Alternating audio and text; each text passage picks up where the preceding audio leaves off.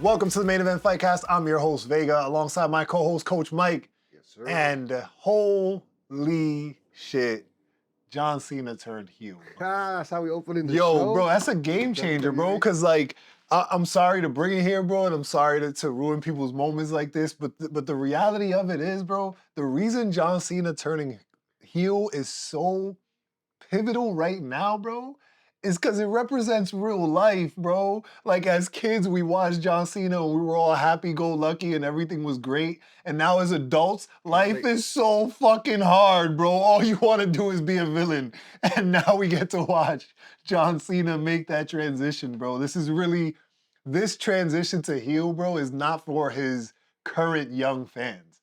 It's for our generation, bro. Or really, for my little brother generation, because like by the time John Cena really came into the scene, I wasn't watching it as heavily, but my younger brother was, so I was still really connected to it. Mm-hmm. But it's still like, bro, as a character, John Cena going from good guy to bad guy, bro, is like the flow of life, bro. It's so stressful.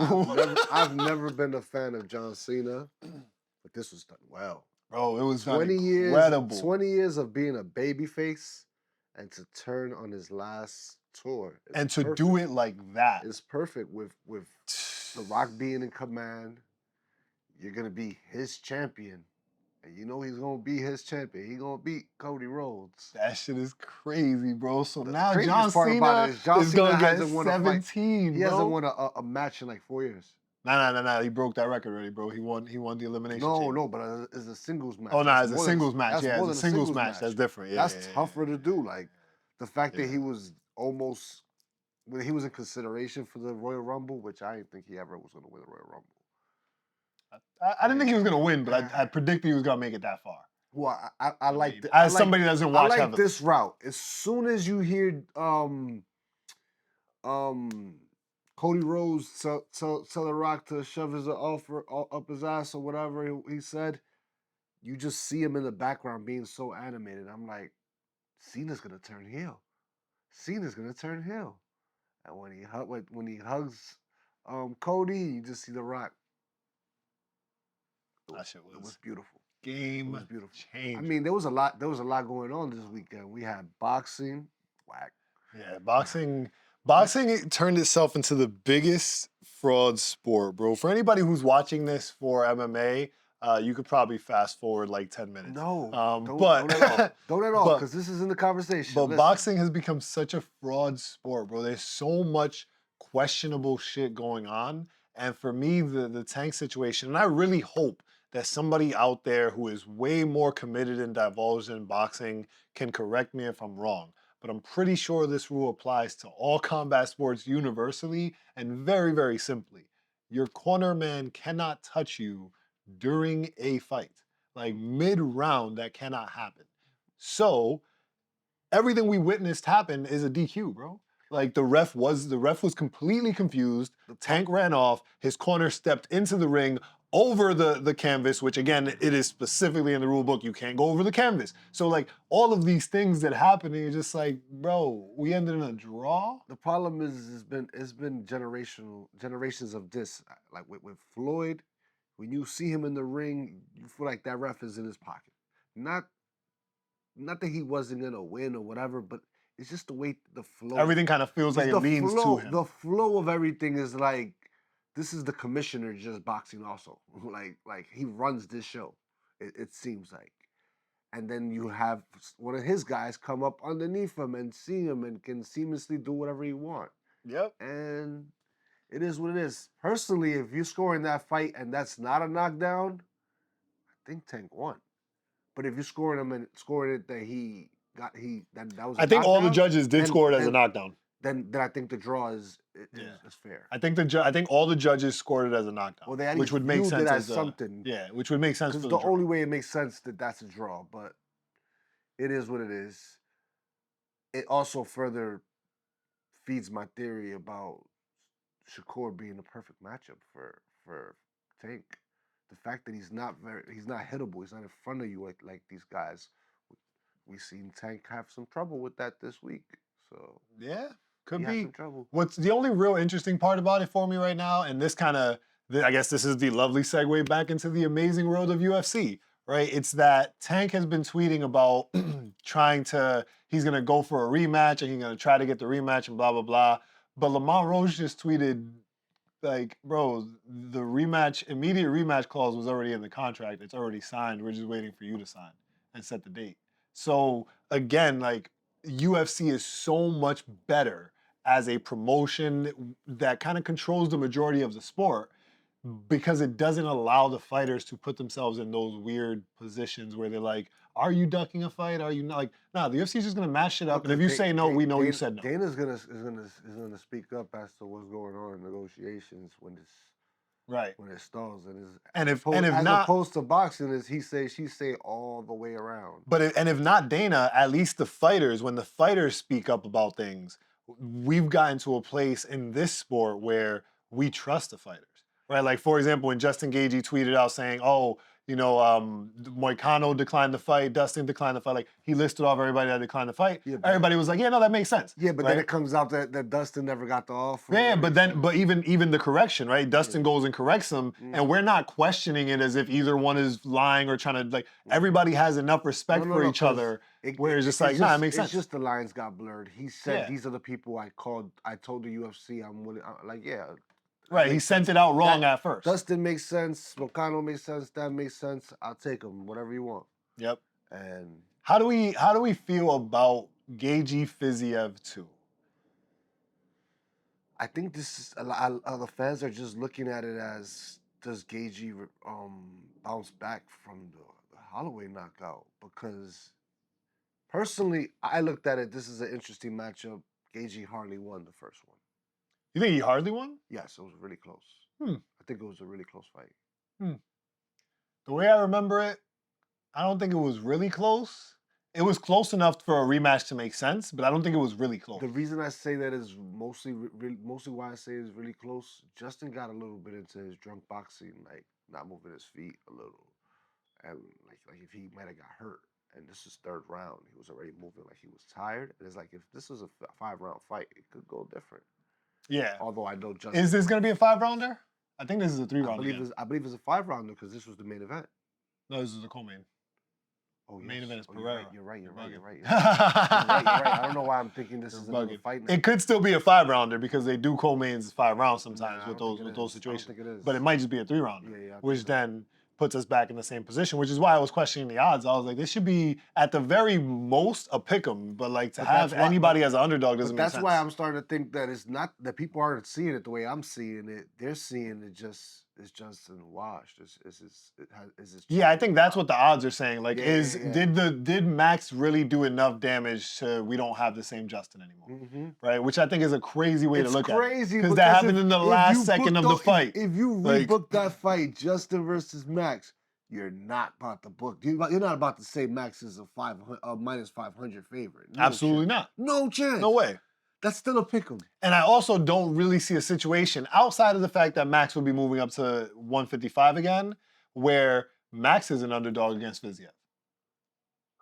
You know what I'm saying? Like, I don't really see that as a realistic situation because Max's striking is leagues above. The only advantage would be Fiziev is a 155er. Max would be moving up again. And like I said before, with the Dustin situation, like, there's not enough history there for you to confidently say Max can do this. But I believe he can do this, and he wouldn't be a huge underdog if an underdog at all. I'm of the thinking that if you book a Justin versus Max, especially if Justin bounces back bounces back and knocks out Fiziev, that Justin beats Max in a rematch. Like, Max caught him with that kick to the nose and compromised him for the rest of the fight. That shit was great. And I love Max. That shit was great. But that's how fights go. But Justin is a dangerous guy to be in there with, especially with the leg kicks, which has been a problem with Max. I can't believe we hadn't thought about this at all, like on show, off show, but this is the first time it's really hitting me. Does Max still go to 155 now that Ilya moved up? Yes, I've thought about this a couple of times. I don't think Max was moving up right away from Ilya. That's the thing. Okay. He really believed that the weight cut was tough, and it's like, I felt good at 155 against Justin. That's why I was saying that, like, this second go around at 155, he felt different. He looked different. He looked like he filled into the weight class. But then, so why wouldn't he be going right to 155 from a massive loss at 145?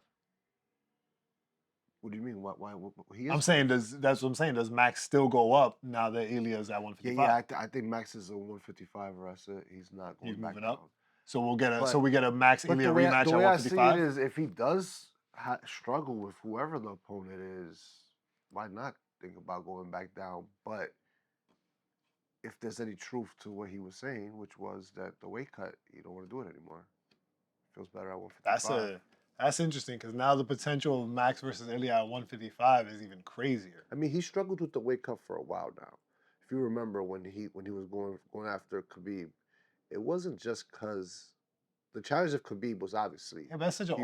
an old fight because he's fought mad times after that at 145 and like But that tells you he struggled and continued to struggle with it because he didn't have success at 155 his first time. He looked small against Dustin, and Dustin destroyed him. Yeah. So like he's I guess the thought was, I gotta just eat better and make this 145 because 155 doesn't seem like my weight class. Right. As opposed to when he fought Justin, how he looked physically, how he was able to continue to go 5 rounds. It was a great fight. Well, the cardio was never really the concern. It's always we never right. questioned the cardio. So like that's not the only thing you're really talking about is the power, which is where the question of the Ilya fight comes in because it's like if everybody believed the only thing I can highlight from back then is the fact that he did fall and crack his head cutting weight. Yeah. But again, that's such an old, like, there's been so much since then. He obviously learned how to cut weight different. It's probably not as much of a struggle He credits anymore. his girlfriend You know as what I'm a saying? nutritionist. So, Like so I don't think that would be a thing. I think that because Max hasn't made the official announcement yet. You know what I'm saying? Like he's hinted at it, but he hasn't officially said he's going to 155. He did after the fight, but that also could have been an emotional decision. Right. It was just it's not an official, like he hasn't moved on the roster. Nothing's changed. You know what I'm saying? And it's already been like 4 or 5 months. It would be hard to book him versus Volk again, like immediately. But that's the thing. If Volk loses, we have Diego Lopez. Max hasn't fought Diego Lopez. So now that question becomes real where it's like, yo, if I'm Max Holloway, does it make sense to go to 155 where I already struggled before, right? Sure, I had recent success against Justin, but even then, the people who credit my success can acknowledge that it came from a kick that may not happen every time we fight, right? So how well did I do at 155? Was great either way, but yes. Like how great did I do at 155? I do believe Justin was compromised. Versus, but that speaks more to Justin, less to Max, because Max was still standing in front of him, and yeah. But once you compromise a fighter, like it's not dangerous. I do agree that that was a less. But if my perspective is, if you doubt that if there's doubt of a guaranteed win for Max in a rematch against Justin, right? And that was Max's best performance at 155 to date. How well does he do against the rest of the 155 roster? Yeah, it's a good question. Versus just saying, yo, Diego Lopez beat Alexander Volkanovski. I haven't fought Diego Lopez. I could be champion. I've seen like there's really no like. For me, it just makes more sense. I've seen them hit at a bunch of rematches, whether it's Dustin, whether it's Charles Oliveira. It's a bunch of rematches, but they were never at 155, except for Dustin. He fought twice. He was at 145, one at 155. But are those rematches more interesting? Are those rematches? I think Charles versus Max at 155. No, I'm saying as a fighter. Like for me as a fighter, what's more interesting? Do I go the path of there's a bunch of rematches in front of me and then maybe I get a shot at the belt? Or I'm going to beat up Diego Lopez and get this belt because if Volk loses to Lopez, it's more than likely he retires. You know what I'm saying? It's a good position to be in. So that was a fun little thought that just popped into my head out of nowhere. I'm surprised you didn't think of that before. I don't know why, but it literally just hit me right now. I was like, oh shit. I thought about it, but like you said, we take them at their word, and he said he just doesn't want to make the cut no more. So but now again, like kind of just take him at his word. Even if you take him at his word, again, you put the math in front of him, and it's like, yo, bro, you make the cut 2 more times, and you win the belt, and you possibly defend it. I mean, you have to fight at least 3-4 times at 155 before you even get a belt opportunity. Sometimes what seems simple isn't the case for these people. I've been saying it for a while. Why is Rose all of a sudden fighting at a weight class she said she was too small for the whole time. Every time they asked her about it, she's like, "I'm too small for it." Yeah, I'm not sure. She was like, I I don't never, have to cut much weight for this weight and it class." doesn't And look all of a good sudden either. goes up. Because people were, when she was champion, they were hinting at her versus Valentina, and she's like, "That's my teammate. I'm too small for the division." Yeah, I don't know. And then all of a sudden, she decided to go up there.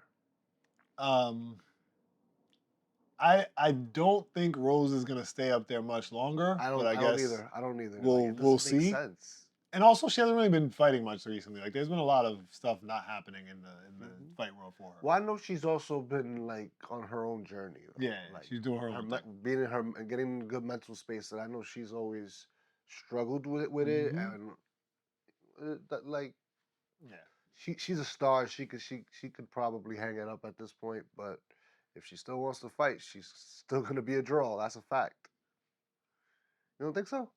I don't think she's as much of a draw anymore. I think she'll still be a draw, but she's not as much of a draw anymore. Maybe not so much for the fans anymore as much as for a young, hungry fighter would love to have a Rose under their belt. Oh, yeah, for sure. I mean? But not as far as an audience. Like, No, I don't think a main event Rose is a thing right now. Without the belt, yes, I don't think it's a thing. You're right. You're right about that. Main event. I'm not talking about main eventing. I'm talking about, like, it still intrigues fans to see Rose on a card, though, the name.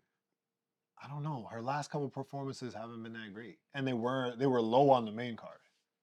I hear that. Yeah, I hear that. I don't know. But still, definitely the young hungry fighters gonna want that under the belt. Yeah. We record this on Monday, so as of now, Andrea Lee has not been cut yet. But if she doesn't get cut this week, that'll be the most baffling thing I've ever seen, bro. She's on 0-6. I mean, they could still be negotiating with her, but negotiating for what? But most likely she's not gonna be resigned. Like, I don't know, man. It was a terrible performance. Terrible performance. I was shocked. I mean, it was so bad. You always allude to it, pretty girl era, like. Well, I don't know, bro. The pretty girl era might be over because J.J. Aldridge versus Andrea Lee. I think Andrea Lee's a little prettier. I don't disagree with you. I'm just saying. I'm saying the pretty girl era was when they was all winning. That might be one of the reasons that she's kept around. That's hysterical. But all the pretty girls are winning right now, bro. Tabitha Ricci, Mackenzie Dern, Rebaz when she's not fighting Dern. Hey, there's a lot. There's a lot that goes to it, man. She probably still has an audience to a certain extent. I don't really follow her. She's not a good fighter. She hasn't been a good fighter for a long time. I think she's the last person that and I defended Andrea Lee. Watterson beat, and I'm a big Michelle Watterson fan, and it's like. But that's what I was gonna say. Andrea Lee has fought a lot of really tough competition. That's how I knew that she had to hang it up, Watterson, because I'm like just seeing her get beat down. And I'm still rooting for her. And I'm like, no. And it's like, damn. And she's super tough. Like, Andrea Lee fought some tough competition. I think that's what messes with her record. But overall, once you get to a certain point, it's tough because the fighters, girl, man, whatever, they hit a wall. And now it's not like you could just fight all the way down. They're gonna keep trying. You're gonna keep hitting this wall. You're just not able to climb that wall. It's a little out of your reach. That's it, and that's literally the difference between a mega athlete and an athlete, right? Like that athleticism that gets you to the league versus the athleticism that gets you through high school versus the athleticism that gets you the championship, right? Like it's those you just reach your own peak, right? And to surpass that peak. It's possible. I don't think it's impossible, but to do it, there's some magic shit you got to pull off. Like Danny Silva was reaching into his bag to surpass his peak, but he could not flatline Lucas Almeida, bro. It did not matter. I was just looking at the TV like, is it possible to knock this guy out? Yo, Lucas was eating. When he ate that elbow, that was different, bro. When he ate that elbow, I was like, nah. Who built this man? Who built this man, bro? Nah. How do you eat an elbow like that? I don't know, bro. The way he didn't cut must have made him superhuman. But it wasn't even that crazy because he was over by 1 pound, I think. It wasn't even a bad like it was. Listen, Lucas Almeida got a chin. I will count on him not to get knocked out in most fights, bro, because Danny Silva was swinging. Yeah, that was crazy. was one of those cases where he could have possibly punched himself out and then got knocked out. But Yeah, and there was a couple moments where I was worried that that's what was going to happen because Mhm. Lucas delivered some blows back. You know what I'm saying? It wasn't a one-sided fight. that gotta It was. take some energy out of you to punch somebody and give him your best shots, and he's And still he's just there. eating them. He's just still there. Like, what are you? Like, go down, What are you bro. made of? Similar could be said for El Gallo Ricardo Ramos running away from Chepe Mariscal. That was a sight to see, bro. Yeah, I mean the stoppage looks a little weird, but yeah, you're running away. That was a sight to see, bro. You're No, that wasn't a stoppage. That was a decision. Oh no, I think Yeah. I'm confusing it with the other guy that was running and then like as soon as he got hit, the ref called it. Oh Like, yeah, it yeah, made yeah. sense. Yep. Makes sense. But It'll come to me when we man, get there.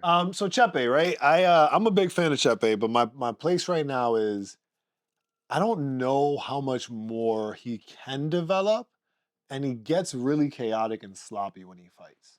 So this fight, for example, I feel like there were certain points in the fight where it was just like, man, I don't know what's happening in the cage right now because it doesn't seem like either of them really is working off of a game plan. And then Chepe would just turn back on and be working again.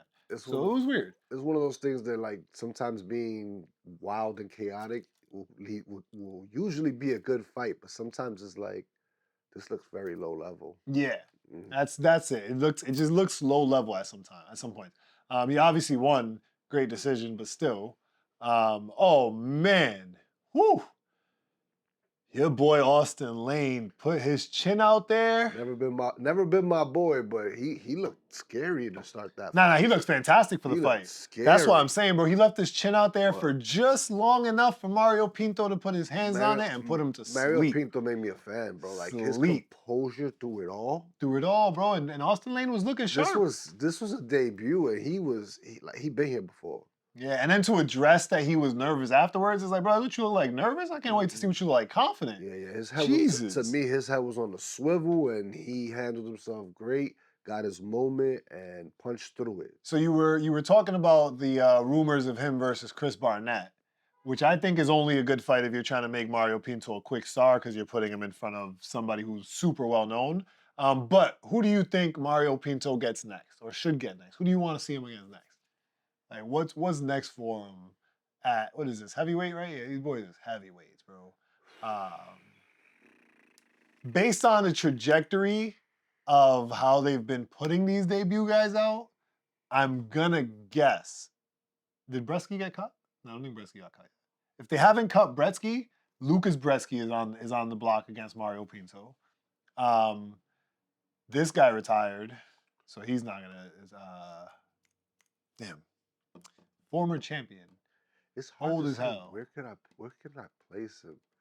Because Yo, it was fantastic to watch him, but I think a better fighter overwhelms him. Right? I think what Austin Lane was doing, he's not good enough of a fighter to put fear or pressure into Mario Pinto in a way where he was like, I'm actually in really danger. Right? But putting him against like I don't want to be biased and say Waldo. I'm trying to think of somebody else. I think him Jay Alton is too high on the versus list. Waldo will actually be dangerous in the sense that it could be a boring fight. Right. It could be another Despania. Composed that like I don't know. It could be like boring to the moment a knockout comes or something like that. But like they're like both guys that are like calm and wait for the moments and all that. So I don't know. Yeah. That would be a fun fight to watch, but Waldo's already on a trajectory that wouldn't make sense for him to fight down. So it has. I would rather see him against the Tafa. Man, you know who I want to see? Mario Pinto. All right, Tafa's not a bad call either. But Junior Tafa, which sucks because Junior needs to move down. He's a lightweight. Yeah. Nah, so not Tafa. I wouldn't want him against Justin yet. Although Junior might be intrigued by it himself because Mario is not a big guy. Nah, this dude's tall as hell, bro. He's tall, but he's massive, a small heavyweight. I was actually gonna say, damn it, I lost it. Fuck, what was I gonna say? Oh man, Muhammad Usman. I mean, I would love to see it. That would be a great fight. I know he'd knock Muhammad Usman's head off. I don't know. I think Muhammad got enough wrestling, bro. I don't think so. I think he got enough wrestling to make it a little squabble for a bit. I do think that Mario, I mean, it is a fight that I'm setting up for Mario to move up, obviously, so Mario's going to win. It but would be good for Mario to go in there against somebody that tries to wrestle him. I thought Austin Lane would try to wrestle him until he had so much success standing up, which was his own demise. That was his own demise, bro. Yeah. He also wasn't having a ton of success with the wrestling either, so it was probably a good call until it wasn't. Because, again, he just left his chin up for a little bit too long. But I think Mario Pinto versus Muhammad Usman, if Usman wins his next fight, or loses his next fight, because if he wins, then he's still on a ridiculous, slow trajectory. Yeah. If they want to, I don't know where the UFC stands with Walter Walker, but I feel like performance-wise, he's not been great. I don't want to see Pinto Mario versus Walker, bro. Ankles? Nah. I just said I just became a fan Pinto of this guy. versus You Walker, put him bro. in there against somebody that's taking it people's legs. I'm not. That'll be a fun one, bro. That'll be a fun one. Yeah, let's make sure he can wrestle first before he has to go after these submissions. God damn. So Muhammad Usman. What's wrong with you? We back to Usman. I like the top. Jake Collier, I think it is. Jake Matthews. Jake Matthews is like a middleweight. No, I think it's Jake Collier there. One of the Jakes is I think would be a good heavyweight option as well. Damn it, I got pissed off again. Danny Barlow versus Sam Patterson. I was saying it the whole time, Woo! and I didn't bet it. Who am I? Listen. Why would I not wager that? Danny Barlow pissed off a lot of people, bro.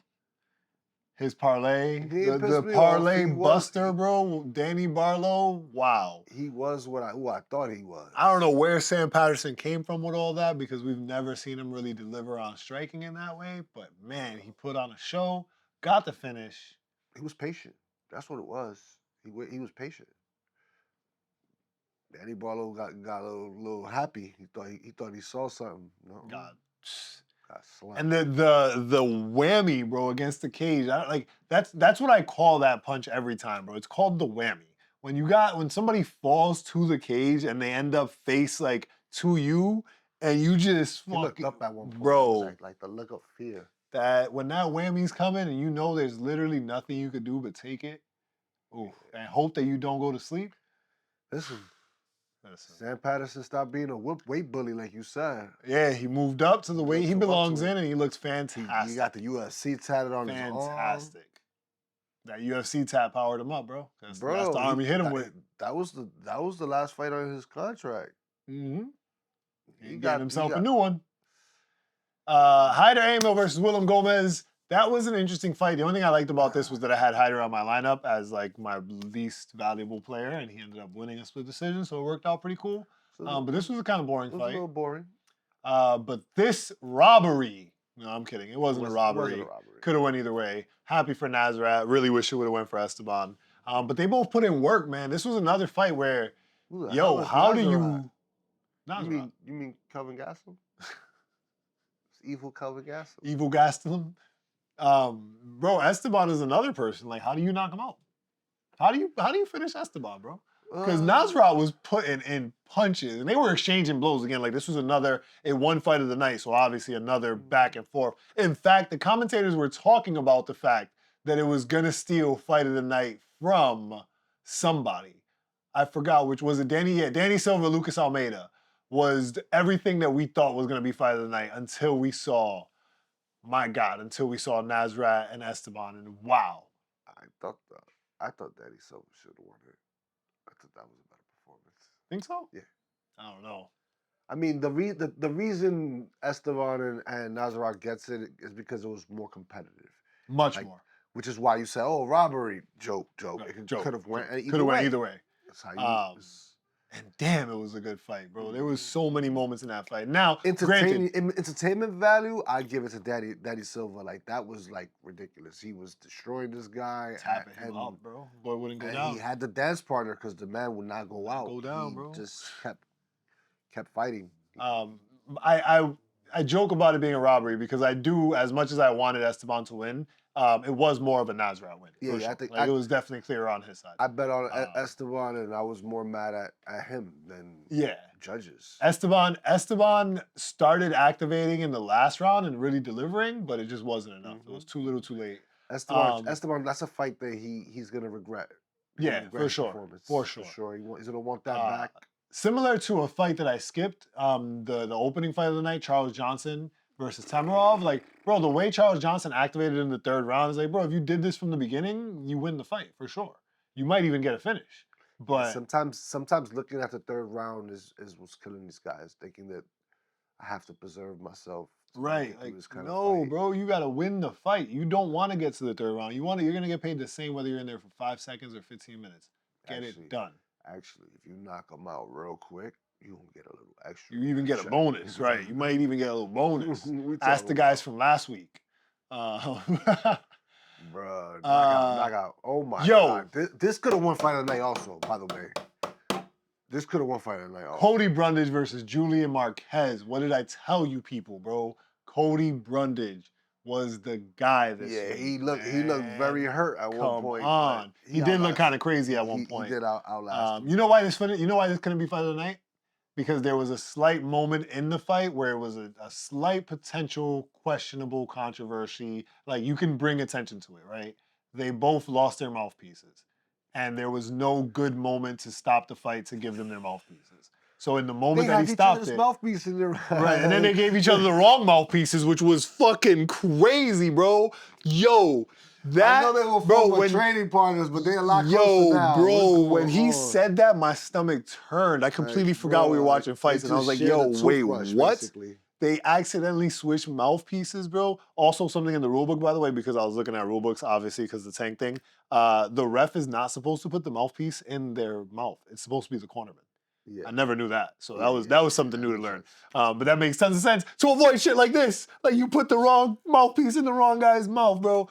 But that mouthpiece moment, by resetting them, you don't know what kind of momentum that changed. And Cody got the knockout very quick after that. Yeah. Right? So, like, that is something. It's almost like a point, like, bro, let them keep fighting. He already ate a knee without a mouthpiece. Right. Like, what are we doing now? Like, what exactly? Like, I don't know. He ate a knee to the face. But that's one of those moments where, and I'm addressing it because, like I said, I won my bet, right? Like, Cody won the fight. I'm good with it. But to be fair on both sides and to be fair in general, right? And it's also one of those moments where you get to really acknowledge how hard of a job a ref has, right? Like, how do you make that decision, bro? Like, you in a barn burner, their safety equipment is out, somebody's tooth could go flying any second, and it is your job to prevent that. Honestly, I would have grabbed the mouthpieces and gave it to the cornerman.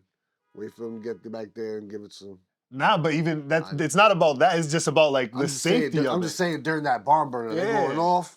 Well, do that to avoid them fucking getting it mixed up for sure, because that's an issue. But that was the least of his worries. He was thinking about them losing teeth. Like, you thinking about them losing teeth, bro. Your job is to protect the fighters, and when they're swinging at each other like that, what can you do? It's one of those. It's one of those things where I'm not about to be critical to the ref. Right, you ain't never been there. You can't. That's why I'm saying, like, this fight couldn't be fight of the night just because of that. Right, like, it couldn't get any type of bonuses, because then if you bring bonus to it, then those questions start coming up and it gets weird. But by not, you just like, this was a great fight, bro. Night. They could have lost fantastic, bro.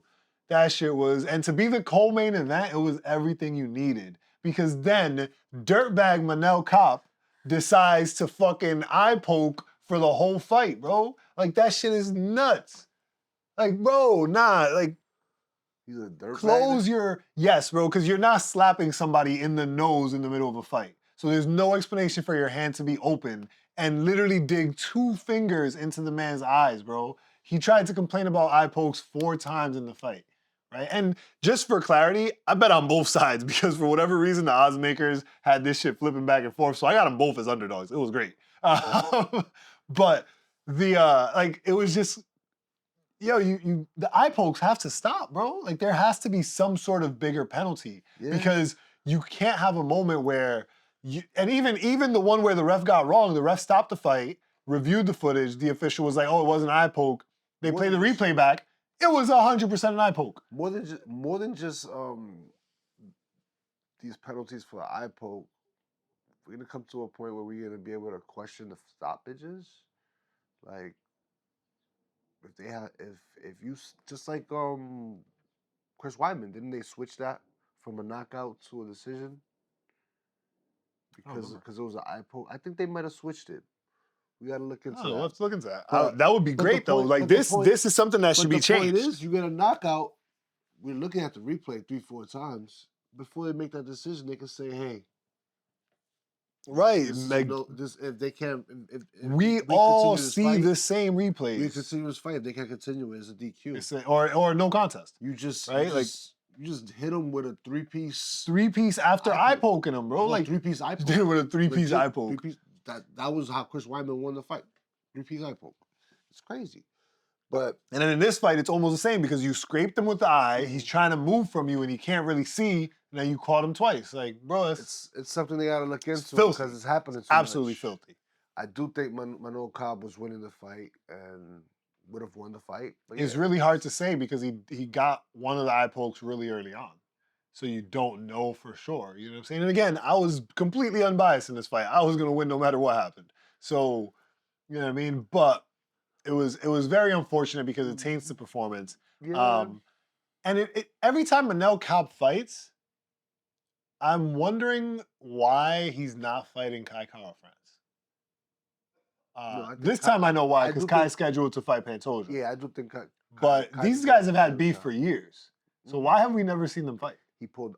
Kai pulled out. He got injured. He had that injury that one time. That's what right. led to the That's whole right. To the press Izzy conference. press conference where Bam Bam was stuck in the middle. Like, how am I supposed to do this? Yeah. So it was not anywhere near as good of a fight card as the Seattle card the Well, week that's not before. fair. Well, that's not fair. But it was still a good card. It was a good card, but I still think WWE dominated this weekend. Oh my God! Storytelling wise, activity, everything From about beginning to end. Nothing. No. Elimination Hold on. Chamber But was nothing really tops between the Cody Brundage, Nasrat, and Danny Silva. Like that sequence of fights, right, was the best moment of fights for the weekend for sure, right? But overall, WWE, bro, and it's hard to beat them when they got the women's fight, bro, because those women's fights be like those. Outside of the fact that I don't think the women perform as well as the men, like acting wise, I think their fights are more interesting. They do more acrobatics. They're just more interesting. It's just I think that they don't take the blows as well, so it's very noticeable when it's fake, shit like that. But that's coming from somebody who watches real fight, you know. And so it's a little the hard. Jay Cargo novella part of it in the beginning was perfect. Like, That shit was cool. crazy, It bro. was Yo, cool. when she came out, I was like, oh my God, this woman looks like an action figure beast, bro. Yeah, This is crazy. She is built like a titan, bro. She's a monster. That shit is legendary. She's a monster. Legendary.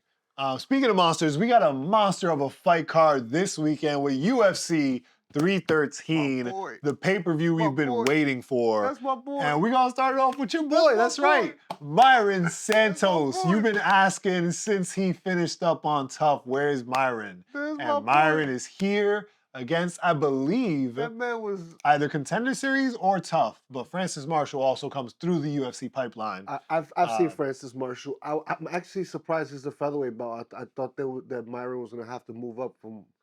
Maybe they switched it up. I don't remember who he was originally scheduled to fight, but I feel like it was not a featherweight. I'm happy he's gonna fight in his weight class. I'm just excited to see him fight, bro. I think the performance that he had, first of all, if you watch Tough, he's definitely one of the characters you fell in love with. As a personality, as a human, he was great. But if you watch his fight performances, I think that his recent fight performance was incredible, bro. It was definitely worth wanting to see another one. So him versus Francis Marshall should be very, very interesting. I'm obviously on the side of Mairon Santos. Francis Marshall is a super dangerous wrestler. Have odds? They don't have odds for it yet. But I didn't know the UFC page doesn't have odds. Okay. The odds are out. Myron is a big favorite. Yeah, I would think Huge favorite. I think he's like plus I 380. see Francis. minus fight, 380. but it's not nothing like. It's not like Myron. Myron is unfortunately. There's something special there. The Great What, Alex Morono versus Carlos Leo.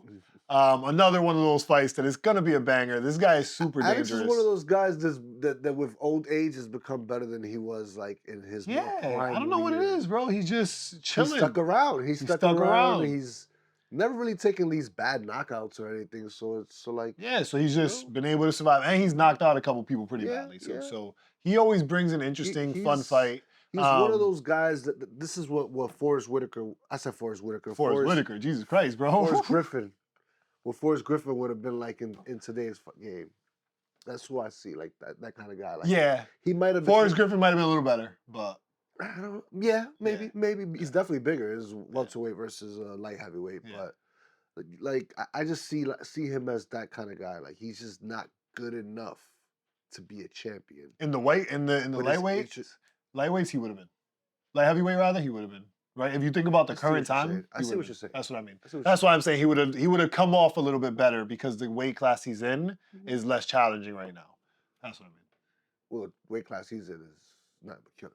Right. Welterweight. Right. Welterweight is nothing but killers. Light heavyweight is really pretty open right now. Yeah. They can't wrestle. Not that interested in Bruno Ferreira and Marlon Petrosian. Joshua Van versus Ray Saruya. So Ray is the last remaining pillar of the Titans from Japan that came through that whole like special UFC East that they did. Opened up as a favorite. He did open up as a favorite, flipped to a dog. I did get Joshua Van as a dog because I bought into this card as soon as they announced all these fights. I was like, bing, bing, bing, bing, bing. You guys are crazy.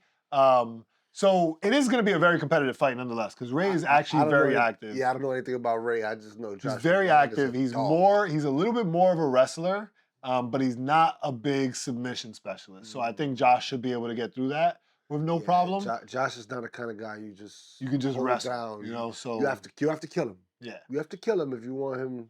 So money's on Josh, and he's gonna make it exciting like he always does. Curtis Blades versus a debuting heavyweight, that looks which like a is Dagestanian wrestler. Yes, and for some reason Curtis is the favorite, which makes sense because he's ranked number 5 going against a debut. Wrestling versus Dagestanian wrestling. I don't know, man. But I mean, I don't know if he is Dagestanian wrestling. I don't think he's Dagestanian, but he got the beard, so he's from Russia. He's from Russia. From Russia. And that's just the prelims. Starting off the main card, though. Will the fight nerds ever lose, bro? That is the question. The guys, the girls keep losing. Yeah, the girls, they're all over the place. They're all over the place. But the guys, bro. I got Ruffy over. Of course, Green. you got Mauricio Ruffy over King Green. Are you crazy? We just saw Paddy Pimblett choke out King Green, bro. I mean, Mauricio Ruffy's more of a striker, but he has the grappling in his backpack too, so we're good. But it's still going to be a banger of a fight because you got to love both these guys. I'm honestly looking forward to the press conference because the fight nerds don't really do a lot of antagonistic. I don't really know anything about Ruffy's personality. I've never heard him speak. Oh, he's super chill. He's probably the most chill out of all of them. Like, laid back. I suppose so. You have John Silva. All in your face. He's crazy. Yeah, he's been doing a lot of chirping on Twitter too. Calling out everybody talking crazy. Movzar, he told Movzar shut the hell up. Well, yeah. Because Movzar talking, and I defended Movzar last week for the record. Yeah, but Gene Silva's also right on his side. No, but John Silva's more on my side in the sense of, dude, you're not being as active as these guys. You can't. If you fight once a year, there's one time that you're risking your own. You're gonna be remembered. But these guys are fighting and you're just dominating the cards, and it's over. But again, it still comes down to like, again, you have to fight down. Like these guys were fighting a lot because they were climbing. Right? I can't fight all these people that they fought because I either already beat them or they're really not worth me fighting. I respect the approach. But nonetheless, Movzar got to shut the hell up because at some point, shut up. You're doing more talking than you're doing fighting. Right, and it's not helping the situation. John Silva could talk for a week and he's still fighting more than he's talking. Then we got a lovely women's fight, Amanda Lemos versus Yasmin Lucindo. I'm surprised Amanda Lemos is the underdog here because I felt like this is a pretty easy fight for her. Maybe there's something I'm missing in Yasmin. I haven't really been following her much, so I don't know. I don't think I've ever seen her fight. If I have, who did? I feel like I saw her fight. Her last fight, she let's see, fight history. Rodriguez. Yeah, she beat Rodriguez. I don't know who any of these people on. I don't know any of these people on. Oh, Poliana Viana was the only fight that I remember, and she beat her by sub. Viana's not bad. Viana's not a bad fighter. No, of course not. But she's also has kind a- of legacy at this point. She also has a lot of holes in her game. Yeah. So this is honestly the fight. It might be crazy to say this because Alex Pereira and Justin Gaethje are on this card, but this is the fight that I'm most excited about because, again, as a semi-purist, right, like it has ranking impact. These two guys are monsters, I don't know those. and I know Ignacio, bro. Jalin Turner is my guy, and I would think that he's gonna win this fight because I don't know that guy. You've seen Ignacio Bahamondes. I'm trying to remember his last win, but most of his wins have been by finish. Ignacio Bahamondes, Giagos, Ludovic Klein was a great fight. Oh my god! I saw the Klein fight. That Torres knockout was crazy though. That was on the. Yeah, I still don't. He hasn't fought anybody that tells me. Nah, he hasn't fought anybody with. That tells me he could stand in front of Jalin Turner. But remember, Jalin Turner is only ranked 13, so this is a great fight to see what's up. He's coming off a couple weird moments. He'll be all right. Jalin Turner should probably win this fight. We're gonna see. They do have him as a pick 'em, bro. That's so I did get Ignacio as an underdog though. I'm pretty sure.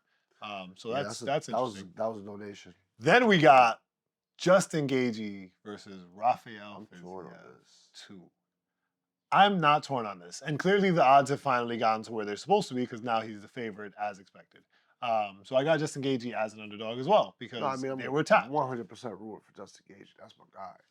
Yeah. But I do think Rafael fought him tough last time. I don't think it was as close of a fight as you remember. No. Also, remember Justin Gaethje got a takedown on this guy, bro. Yeah. Like I think he got a takedown. Listen, that takedown might have even won him the fight. Nah, it wasn't that close at all. I think it was that close. But it should still be a very exciting fight to see. The only thing that I find weird about this is like Rafael Fiziev is really down in the ranking, right? Which again, it's a last-minute replacement, so that makes sense. Blah, blah, blah. He's coming off a couple losses. Yeah, he's coming off a couple losses. Knee in the fight. So I don't really. Like, I'm excited for this fight. There's no way to not be excited for a Justin Gaethje fight, but I don't think this is going to be the fight that we think it's going to be. I think it's going to be super dominant on one side. Either Justin Gaethje is going to get really dominated because you were right and it was way closer than we thought, and he's coming off of a knockout, or Justin Gaethje is going to dominate Fiziev because the caliber of opponents he's fought since he beat Fiziev are way better than Fiziev has lost to. So that's what I mean. I don't think it's going to be. I'd even go as crazy to say think Justin is like motivated differently than like. Right, he's motivated different. Like, that's what gives me confidence. And Justin is going to be a different guy than the guy who was in front of him the first time. And in my opinion, he had a more difficult fighter scheduled than Dan Hooker. I agree. So Dan Hooker is really hard to. It's a way different type of fighter. You feel me? So those are the things I'm kind of leaning on. I do think this will probably be a quick finish. It's I believe it's a 3-round fight. I don't know but either way, I think you could pretty much. It might not go 2 rounds. That's what I'm thinking. I don't think it's gonna go 2 rounds. I would love to see Justin get the quick finish. And then Alex Pereira, the Chama, unbelievable champion, like the truest confusing factor to have ever entered MMA. Right? Like this man just pops in, does whatever the fuck he wants, knocks out everybody along the way, goes on side quest, gets the belts, defends the belts, going up against Magomed Ankalaev. I do not know what is giving Magomed any level of confidence to fight Alex Pereira, even if you take wrestling into consideration, right?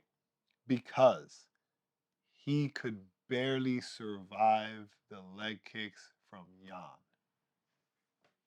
And Jan couldn't take Pereira's leg kicks. But the information I get from that fight is that once he gets tied, he's gonna wrestle. Oh yeah, for sure. And I don't think that's the move you want to go with this one. I don't know. I'm feeling like Pereira's fully prepared for the wrestling, bro. I think his only chance is to wrestle. Yeah, his only chance. His only chance is to wrestle. I don't think he's gonna have the striking. So if you're telling me his only chance ain't gonna work, then whatever. But he needs to go where he knows best, and his stand up might be confident in front of other guys. But that is a different monster. I don't know why. I saw a meme about this, and I thought it was the funniest thing because it really paints the perspective. But it's like, bro, everybody goes up against Pereira to try to strike with him, and then like, did you like do we forget his resume, bro? Like he was multi-division champion in Glory Kickboxing. Like it's crazy to think. So I don't know, There's no but chance you think that that's a better route. absolutely not. No one should think that's a better route. And I am really excited to put this to bed because I feel like Magomed has been talking for way too long and he really hasn't had a fight that convinced me he's going to be dangerous for Pereira. Like he barely beat this guy that came back. The other tall Racket. Yeah, Rakic. Alexander Rakic. Like he barely beat Rakic. Yeah, that was a really weird fight. You know what I mean? So if you go in there and fight the way you fought Ratchik, which was your last fight, it's not a great oh performance. my God. Oh my God. Oh my God. Oh my God. Oh my God. Oh my God. I need Pereira to sleep. My final thought on it is this: either Pereira's gonna show us that he's actually a mixed martial artist at this point, or maybe he's gonna give Ankalaev is gonna give us a boring fight and win by decision by wrestling him. But you have to do that for 5 rounds, bro. Yeah, you have to be perfect for 5 rounds against Alex Pereira. No, he doesn't have to be perfect. He just needs to get three rounds. No, he has to be perfect. You have to survive all 5 rounds, bro. One mistake, you get Izzied. One mistake, you get Sean Strickland. One mistake, you get Yuried. That's what I mean, bro. You have to be perfect for 5 rounds, bro. It's still a different threat, so it makes the fight interesting. Yeah, it's still gonna be an interesting fight. I think Pereira gets it done in 2. I'm thinking the co-main and the main are gonna end in 2. That's how I'm feeling.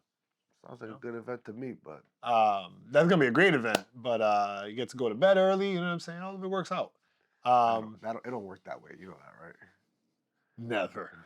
Work that way. That wraps it up for us this week. Ladies and gentlemen, thank you for tuning in to the Main Event Fightcast. We appreciate you guys watching. If you want to follow me. Leads to us waiting for 20 minutes. 20 minutes of them just being on the floor. Yo, I can't believe the release. I'm not even going to talk about that on that shit. I think that was super disrespectful and it shouldn't have happened. They did my boy Justin dirty with that video. As I was saying, if you want to follow me, you can follow me at What Up Vega. If you want to follow Coach Mike, you follow Mike at SF Big Mike. And we will see you guys here next week and still. Oh, wow. Big state.